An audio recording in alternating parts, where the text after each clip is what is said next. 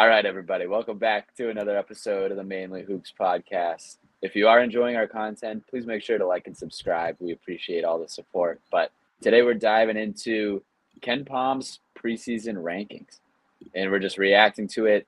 Who's too high? Who's too low? What are our thoughts? Cody, let's start with you. Who's too high? Yeah, I have a few teams jotted down that I think are a little bit too high, and I'll start with a team that's has a brand new roster in the SEC, has a brand new coach, brand new scheme, brand new everything. It's Texas A&M. They're ranked 35th in KenPom right now. I just think maybe the defense is being ranked a little bit too highly. They have them rated as the 28th best defense in the country, and I would completely disagree with that, honestly. Like, we need to see that Bucky McMillan can actually uphold a solid defense. I know it's a pretty volatile, or just more of a wild scheme coming over from the SoCon when he was over at Samford. It was a heavy pressing scheme, a team that really just tried to force turnovers at will.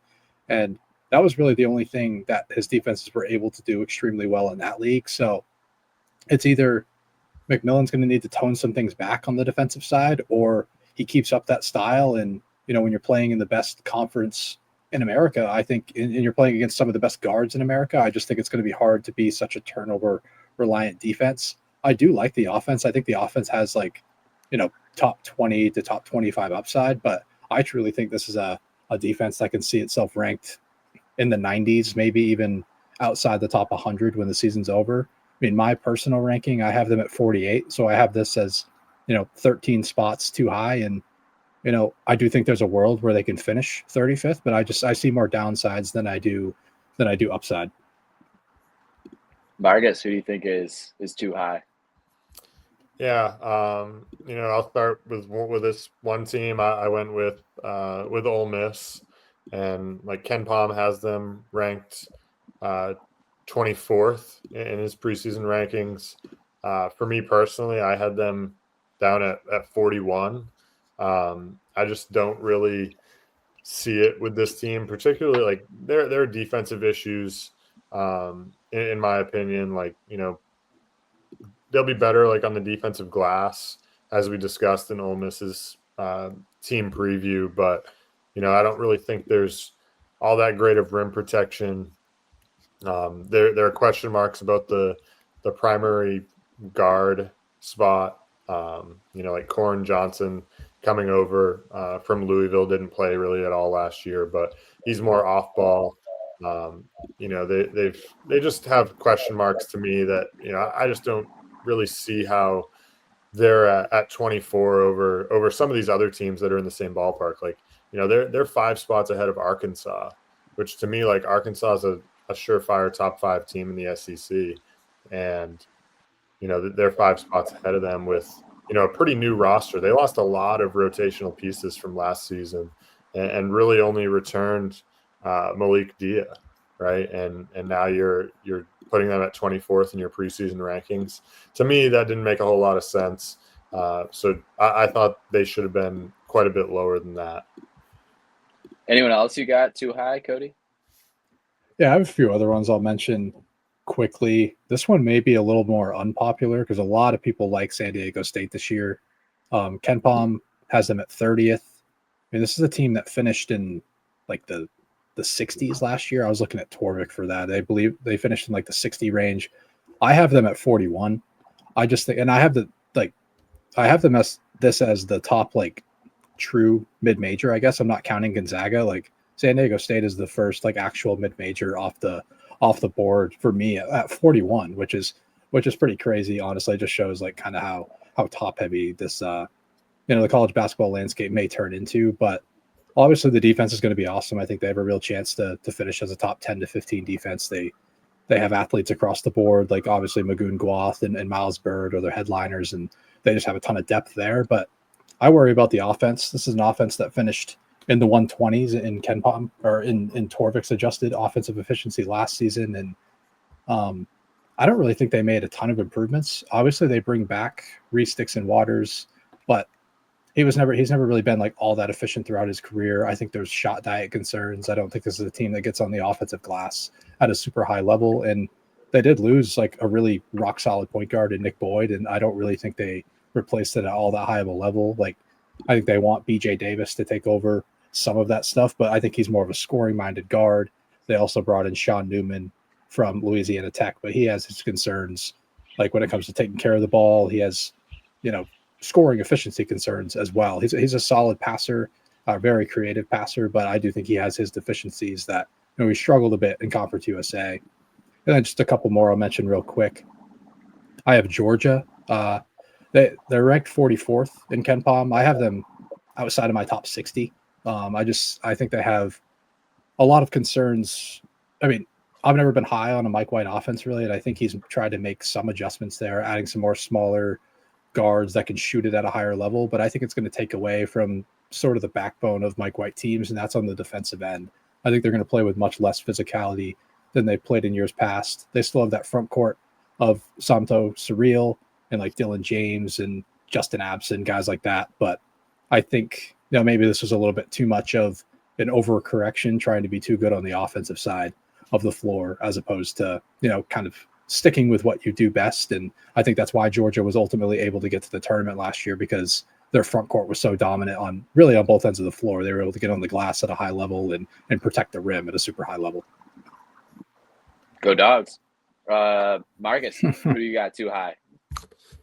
Yeah, the other two that I had Missouri at they were number 28 on the rankings. Again, this is a team we talked about. Like, I think both of our bold predictions for the SEC video was that Missouri wasn't going to make the tournament when we talked about Missouri, and they lost a lot. I have real concerns about their creation on offense. Their off-ball shooting definitely took a step back. They're not going to be as good on the offensive glass.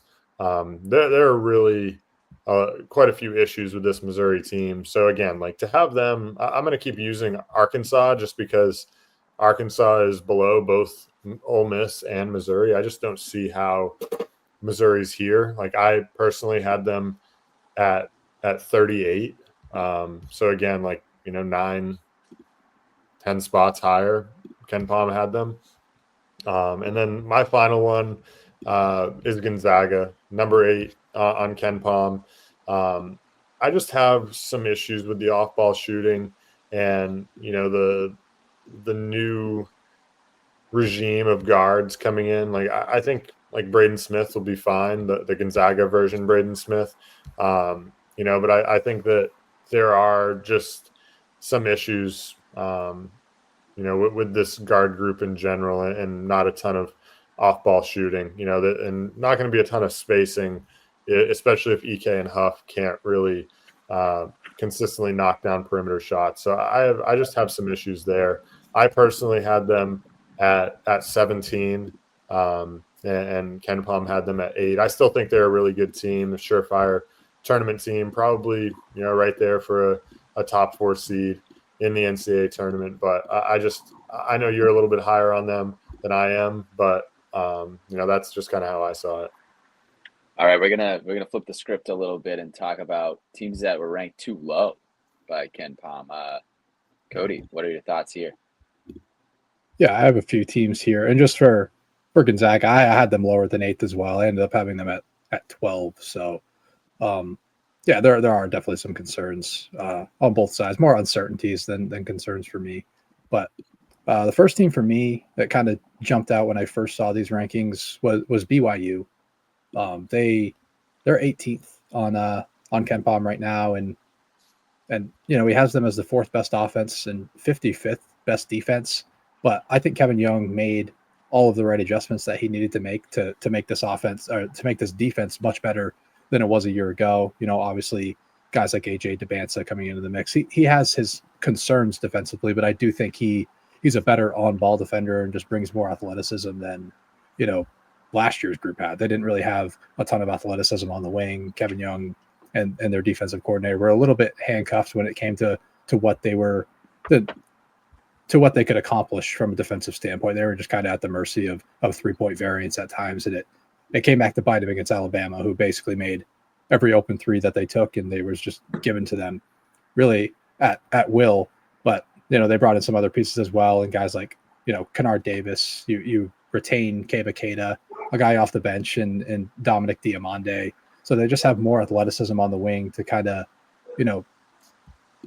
raise the floor of this defense a little bit more. I don't think it's going to be a fantastic defense. I still think it has some concerns with like rim protection aspects, and I still think they're a little bit athletically behind at the guard positions. But I think this is a defense that can find themselves in like the 30s range as opposed to 55th. I have them ranked 11th instead of 18th, so that's like a fairly significant jump when it comes to like becoming the elites over just a team that's kind of sitting on the outside of the top 15. Marcus, who did you have that was too low, you thought? Yeah, probably the one that stood out to me the most was Virginia.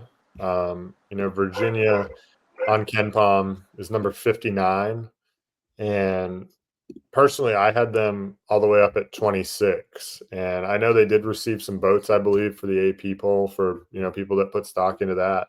To me, like 59 seems absurd. With one, like I'm a Ryan Odom believer, and two, like he did a great job, I think, talent wise, bringing in great offensive talent. Obviously, there's some defensive concerns, but bringing in like Malik Thomas. You've got Jakari White, Devin Tillis, Thijs de Ritter, as you said, coming over from Europe, Johan Grunlow, even Dallin Hall coming over from BYU. Like, there's a lot of offensive talent here that I just don't quite understand how they could be down at 59 behind some of these teams that I'm much lower on. So I think this offense is going to be really good with the backcourt. You've got Malik Thomas, Jakari White, Dallin Hall, probably not going to play as big a role. But, with those guards, and then Thijs de Ritter, I think is a really dynamic player. So I don't really see how this team's that low ranked. To me, they're right up on the fringe of the top 25. Cody, do you want to throw out a couple other teams that you thought were maybe too low? Yeah, just before that, I'm completely in agreement with the Virginia take there. They have them at 59. I don't have them quite at 26. I have them at 28. So I have them fairly close. I think they're the offense is going to be awesome. There's obviously some defensive concerns that obviously were factored into this. I mean, they have them as the 71st rated defense. I think the offense is better than 48th in the nation. But one other one that I'll mention, and one team that I've been super high on, and a team that kind of just like our program and a coach that has won everywhere he's gone, and that's Iowa, and it's going to be led by Ben McCollum. I think they're a little bit too low here. KenPom has them at 46. I have them just behind Virginia at 29. Obviously, the offense has its things that need to get worked out, but they need a second creator next to Bennett Sturts. But I do think overall this is an offense that has more talent than last year's Drake team. Obviously, they have improved shooters and Brendan Housen, who's going to really be playing that Mitch Muscari role, but he's just going to be a little bit better in that area. And then being able to add Alvaro Folgueras coming from Robert Morris. He was the Horizon Player of the Year last year. He has a very talented inside-out skill set, and I think he's going to be a perfect pick-and-roll man with Bennett Sturts, who they kind of just spam ball screens with until they open something up. And I think Folgueras, particularly in the pick-and-pop game, is going to be extremely dangerous. And this is the defense and Ben McCollum that I'll probably never doubt. They really value the extras. They turn teams over at a high level. They defensive rebound at a super high level. Maybe it doesn't look exactly as dominant as it looked in the Missouri Valley when he was at Drake last season, but those qualities are going to remain similar. And they have some very good defenders in the front court that he brought with him from Drake, and Cam Manyow and Tavion Banks, and then a bench guy and Isaiah Howard on the wing who's going to be awesome as well. So yeah, I'm just going to keep riding the wave with this team, and I just think they're going to be just fine when they move up to the Big Ten. Marcus, anyone you want to add before we wrap things up here? Yeah, two more for me. One was West Virginia. West Virginia was down at, I believe, 67th. And to me, like, obviously there are some offensive concerns with this roster, but like Ross Hodge has been successful as a coach, and he pieced together a team that I think should be pretty solid on the defensive end. And they're in the Big 12 in a league that like top heavy, but at the bottom there are a lot of teams that you have a lot of winnable games in my opinion. So to have them at 67 I thought was a little bit off. I had them just at the back end of my top 50 at number 49. And then the last one I had was North Carolina at number 33. Well, actually, before that, I just wanted to mention this one other thing about West Virginia. UCF is 64th. Like that, to me, that's just disrespectful to West Virginia because UCF, I don't really see it as being any good. And, They have Riley Cooper. Yeah, that's fine. You can have him.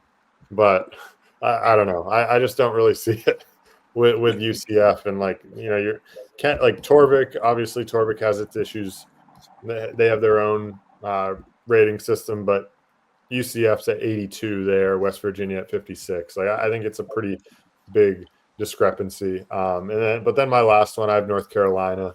KenPom has them at 33. Personally, I had UNC at 19. I think right around that 20 spot is good for UNC. They really addressed some issues that they had last year. They brought in some shooting. They added Henry Vasar. They've got Caleb Wilson, who's going to be, I think, fantastic as just a two-way dynamic player for them. I'm much higher on this UNC team to do some things, as you saw, and if anybody watched the ACC video we put out for their preseason predictions, I said that UNC could win this league. So I think having them at 33rd behind some of these other teams in that range doesn't really make a whole lot of sense to me. But yeah, I think the Tar Heels will be a bit better than they've been the last year or two. All right, that wraps up our KenPom reactions. As always, thank you for listening to the Mainly Hoops podcast.